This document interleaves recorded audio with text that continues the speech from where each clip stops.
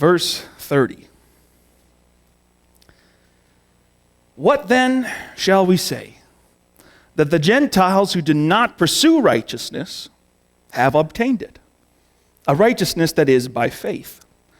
But Israel, who pursued a law of righteousness, has not attained it. Why not?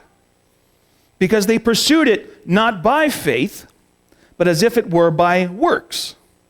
They stumbled over the stumbling stone, as it is written, See, I lay in Zion a stone that causes men to stumble, and a rock that makes them fall. And the one who trusts in him will never be put to shame. Brothers, my heart's desire and prayer to God for the Israelites is that they may be saved. For I can testify about them that they are zealous for God, but their zeal is not based on knowledge. Since they did not know the righteousness that comes from God and have sought to establish their own, they did not submit to God's righteousness. Christ is the end of the law, so that there may be righteousness for everyone who believes. The Gentiles who did not pursue righteousness have obtained it. And those who struggled so hard to gain righteousness, they don't got it. They were unable. And what's the stumbling stone? What causes them to not obtain it? As Paul called it, the stumbling stone that causes men to stumble and fall. It's the fact that this righteousness that is available, the only righteousness that is available, is not by works, not by what you can do, but it is the gift of God. So that Paul could even say those who did not look, were not looking for righteousness, got it. I mean, think about those, they weren't even looking for it. They weren't even trying. They received righteousness. I understand that you're not that angry. Why is nobody angry at this? Because you're all a bunch of Gentiles. To an Israelite to hear these words, where they'd spent generations working on the law, trying to be holy. And here comes this Paul guy, and he says, righteousness just came to those who weren't looking for it. But you guys who have been striving so hard to find it, never got it. That's a stumbling stone. That's a stumbling stone right there. And the reason why they never found it is because they tried so hard to have it by themselves. These people whose righteousness was literally the core pillar of their civilization. Their one goal was to be righteous before God. Every waking moment spent searching and striving and clawing for righteousness. And they didn't get it. I want to read some of this. We read this a couple weeks ago. It's in Romans chapter 8. Verse 28 says, And we know that in all things God works for the good of those who love him, who have been called according to his purpose. For those God foreknew, he also predestined to be conformed to the likeness of his Son, that he might be the firstborn among many brothers. And those he predestined, he also called, and those he called, he also justifies. Those he justified, he glorified. That the main part in there is he predestined us, he preknew us. For what reason? Not for us to attain righteousness, so that we would be conformed to the likeness of Jesus. That's the whole point. That's the whole point. It's not just to become righteous people. It's not just to become better people. The whole purpose of Christianity is to make us look like Jesus. To conform us to the likeness and image of Jesus. And in so, inheriting his righteousness. In looking like Jesus, being conformed to his image, Gaining a righteousness that is not from ourself. But as Paul said, it is by faith. And see, and that's the problem that the Jews missed. Is they stopped trying to look like Jesus and started trying to compete with him. They figured instead of being made in the image of Jesus, I will just become as good as Jesus in my works.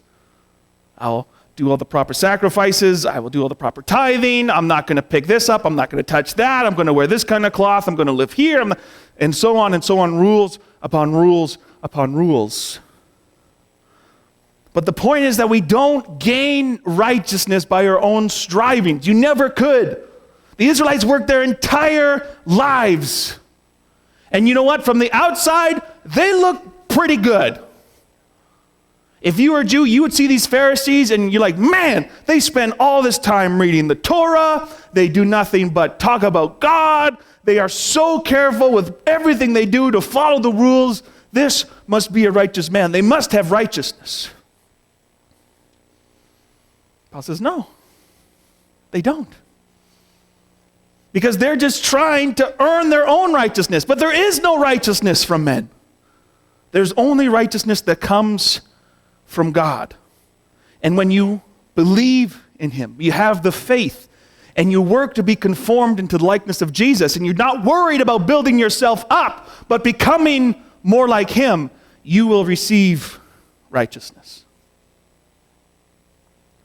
In Matthew 7, he says this. Now he's talking about people worrying, spending their life worrying about clothes and food and what they look like and what they eat and all these things. But Jesus says, no, seek first his kingdom and his righteousness, and all these things will be given to you as well. Seek his kingdom, seek his righteousness, and you're just going to get it all. Don't bother fighting for your kingdom. Don't bother striving for your own righteousness. Look towards him and his, and then you'll be given righteousness. Again, this is Matthew chapter 5, very, very well known. It says, blessed are the poor in spirit, for theirs is the kingdom of heaven. Blessed are those who mourn, for they will be comforted. Blessed are the meek, for they will inherit the earth. Blessed are those who hunger and thirst for righteousness, for they will be filled. Blessed are the merciful, for they will be shown mercy. Blessed are those who hunger and thirst for righteousness. Now, if you are hungry, or if you are thirsty, you ever been hungry? You ever been thirsty? What was your desire? Was it for something from within yourself? Or were you longing for some sort of outside thing to come and fill that desire? Something outside. And Jesus is saying that. Blessed are the poor in spirit, for theirs is the kingdom of heaven. Someone who is poor cannot gift themselves a kingdom that comes from outside. Blessed are those who mourn, for they will be comforted. Someone who is mourning is not going to comfort themselves, but comfort can come from outside. Blessed are the meek, for they will inherit the earth. Those who are soft-spoken, those who don't strive, aren't normally going out and conquering and gaining kingdoms, but it comes from outside. Same with those who hunger and thirst for righteousness. They're not striving from within, trying to create something. They are saying, I need something to come from outside and fill me up and make me strong, because I do not have anything within myself that can fulfill this desire, but I crave for it, for righteousness. We hunger and thirst, but it's only given when we have faith in Christ, and his righteousness will cover us. Now the problem is, like I said, it can be difficult to tell the difference between someone who has Christ's righteousness and someone who has their own, because they can quite often do a lot of the same things. Sometimes we even deceive ourselves as we search for our own righteousness and we figure it kind of looks like what it's supposed to look like. Therefore, I must have attained. So here are some things that we need to be on the lookout in ourselves and in others. First, the difference between a man who has his own righteousness or a man who's trying to get his own righteousness and a man who has God's is humility. You see it especially with the Pharisees. When we're talking about people who had attained righteousness by their own means, it was the Pharisee. They were proud. They were a proud people. Why? Because they truly believed that they had accomplished something. They truly believe that they have accomplished righteousness on their own merit. Whereas a man who has Christ's righteousness knows that it's nothing from him. He never earned anything. And so it keeps them very humble. So watch for humility. Number 2, watch for mercy. Those who have achieved their own righteousness have no mercy. Because they believe if I can do it, you should too. If I'm working this hard and I'm making these sacrifices, you should be too. And so if you have not attained to my righteousness level, it's because you are not trying, or you do not care, or you do not have faith. And so they have no mercy in their eyes. We see that with the Pharisees too. Christ says, you load down people with burdens, but you will not lift a finger to help them. They had no mercy. On the other hand, someone who has attained righteousness by faith will show endless mercy, because they understand that they have received mercy. And so they're not sitting there thinking, oh, you should just do better. They want to come and they want to say, I have been there. I know how you can attain righteousness not by works. And so they show great mercy. And I'm sure some of you are thinking in your brain, and you maybe know people like this.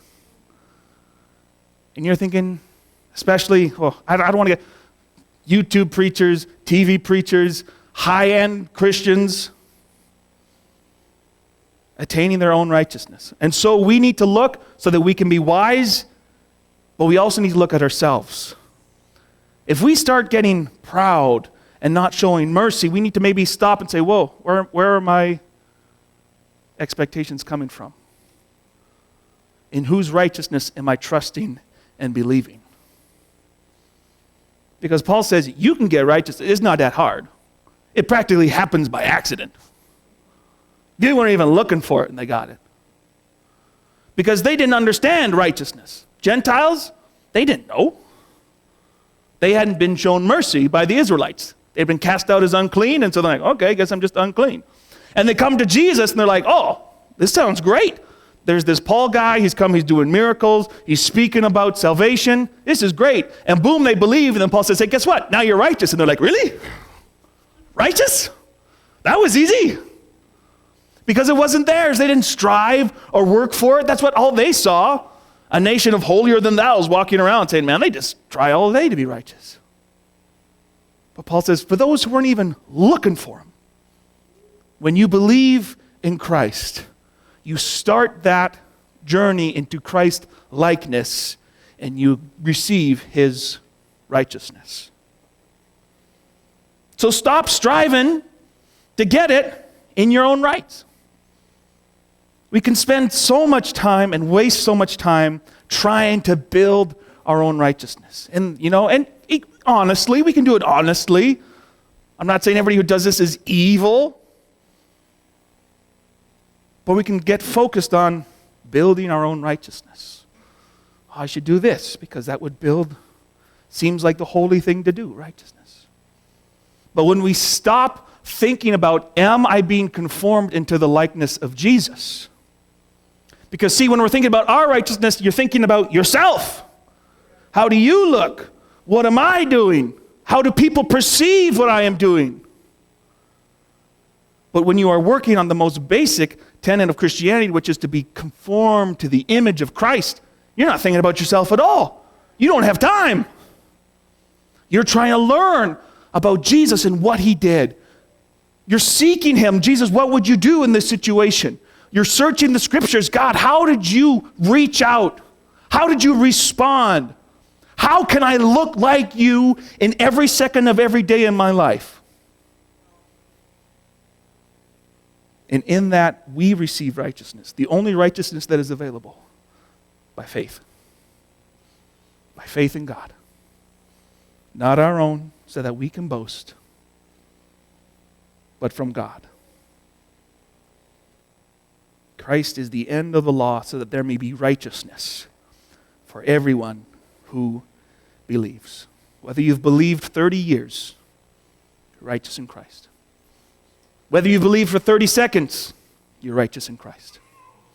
There is one righteousness for all. And so we are coming today and we are having communion,